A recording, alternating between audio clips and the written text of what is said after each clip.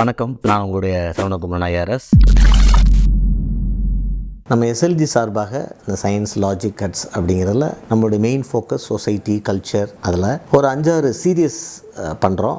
ஜாதிகள் பற்றி ஒன்று பண்ணிகிட்ருக்கோம். இன்னொரு ஒரு காங்க்ரீட்டாக வரும். ப்ளஸ் அரசியல் ஐடியாலஜிஸ் பற்றி ஒன்று பண்ண போகிறோம். அர்த்தமுள்ள ஹிந்து மதத்தை பற்றி ஒரு சீரியஸ் ஒன்று பண்ணுறோம். இதெல்லாம் என்னென்னா வீடியோஸ் வரிசையாக வந்துட்டுருக்கோம்.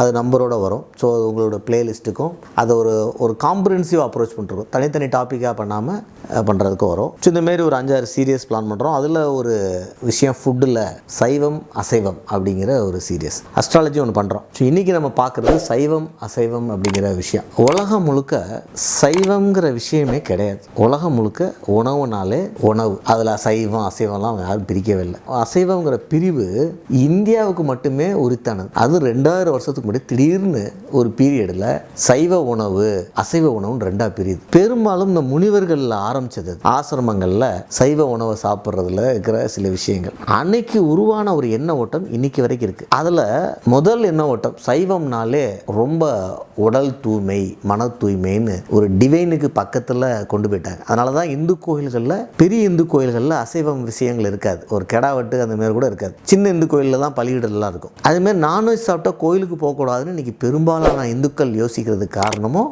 நான்வெஜ் சாப்பிட்டா நம்ம அசுத்தமாயிடுவோம் அப்படின்னு. நீங்கள் இதை கிறிஸ்டியானிட்டிலையோ வேறு எந்த ரிலிஜன்லையும் பார்க்க முடியாது. ஏன்னா அசைவம் சாப்பிட்டா இம்பியூர் ஆகிடுவோம், அதனால் கடவுள் பக்கத்தில் போக முடியாதுங்கிற கான்செப்ட் கிடையாது. அது மாதிரி அசைவம் சாப்பிட்டா மிருக பலம் வரும், சைவம் சாப்பிட்டா ஆத்ம பலம் வரும், சைவ பலம் வரும் அப்படின்னு ஒரு கான்செப்ட். அந்த மிருக பலம் வந்தால் மூளை வேலை பார்க்காது, சைவம் சாப்பிட்டா தான் மூளை வேலை பார்க்கணும்னு ரொம்ப நாளாக கான்செப்ட் இருந்துச்சு. இந்த கான்செப்டை உடைச்சது ஜூஸ் தான். ஏன்னா ஜூ மாரி நோபல் ப்ரைஸில் ஆல்மோஸ்ட் 50% ப்ரைஸ் அவன் தான் வாங்கியிருக்கான். ஆனால் அவன் hard core non veg eater. So இந்த விஷயங்கள்லாம் இப்போ இந்த நூற்றாண்டில் வந்துட்டு இருக்கு. ஸோ இதில் தான் நம்ம பயணிக்க போகிறோம். ஸோ சைவம் அசைவம் பற்றி தொடர்ந்து பேசுவோம். அதில் இருக்கிற விஷயங்கள் எது நல்லது எது கெட்டது அப்படிங்கிறத நம்மளுடைய பார்வையில் எஸ்எல்ஜியில் பார்ப்போம். அதுக்கு முன்னாடி ஒரே ஒரு கேள்வி. நம்ம சயின்ஸ் நம்புறது மனிதர்கள் எதுலேருந்து வந்திருக்காங்க?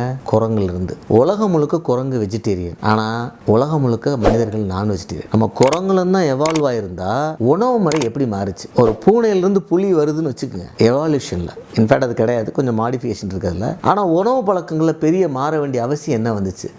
ஸோ அப்போ நம்மளும் வெஜிடேரியன்லேருந்து நான் வெஜிடேரியன் ஏதோ ஒரு காலகட்டங்களில் மாறணுமா? ஏன்னா நம்ம நான் வெஜிடேரியனுக்குரிய நிறைய உடல் அமைப்புகளில் மட்டும் இல்லை அப்படின்னு ஒரு அரசியல் ஆர்வலர்கள் சொல்கிற விஷயங்கள் இருக்குது. அதை தான் வேகனுங்கிற மூமெண்ட் எடுக்கிறாங்க. இந்த வேகனுங்கிற மூமெண்ட் உலகம் முழுக்க அமெரிக்காவில் ஆரம்பிச்சது, 1900 ஆரம்பிச்சது. அந்த வேகன் இன்னுமே ஸ்ட்ரிக்ட் வெஜிடேரியன், அவங்க பால் கூட குடிக்க மாட்டாங்க. அது ஒரு மாடர்ன் வெஜிடேரியன் கான்செப்ட். ஆனால் நம்ம வெஜிடேரியன் தெய்வீகம் சார்ந்தது. வேகன் தெய்வீகம் சார்ந்தது இல்லை, ஒரு ஹியூமனிடேரியன் சேர்ந்தது. அதாவது அந்த அனிமலை கஷ்டப்படுத்தக்கூடாது, அப்படி கொண்டு போகிற விஷயம்.